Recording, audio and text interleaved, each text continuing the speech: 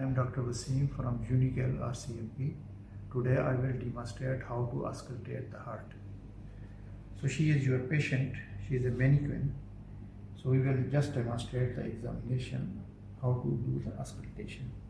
We will start from the apical area or mitral area. So using the diaphragm, I will auscultate over the apical area, which is just below the nipple, and I will palpate the carotids with the other hand to time the heart sounds, because this is the only way to know which is the first heart sound, which is the second heart sound. Okay, look for any added sound. If there is a systolic murmur, then you can look for the radiation, because if there is a mitral regurgitation murmur, it may radiate to the axilla. Then I will auscultate with the bell, same mitral area, timing with the carotid. Okay, now I will ask the patient to tilt to the left side. So patient is tilting to the left side.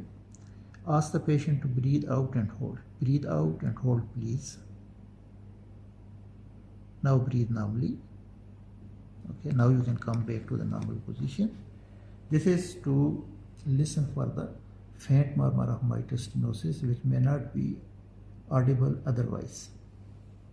Now I will go to the tricuspid area with the diaphragm, timing with the carotid. And if there is a murmur, you can ask the patient to breathe in and hold. Because if there is a murmur at the tricuspid area, it will become prominent in inspiration. Then I will go to the pulmonary area and then aortic area. After that, I will auscultate the bases of the chest on lateral side for crepitations. For any crepitations. I will also auscultate the carotids with the bell. Please hold your breathing. Now breathe normally. Please hold your breathing. Now breathe normally. This is for any carotid bruit. Now I will ask the patient to sit up and lean forward. So suppose now she is sitting up and leaning forward. So in that position, I will again use the diaphragm and auscultate for the aortic tube, which is lying between this is tricuspid, this is pulmonary, in between in the third intercostal space on left side. This is the aortic tube, and ask the patient to breathe out and hold. Okay, now breathe normally, please. Now go to the aortic 1.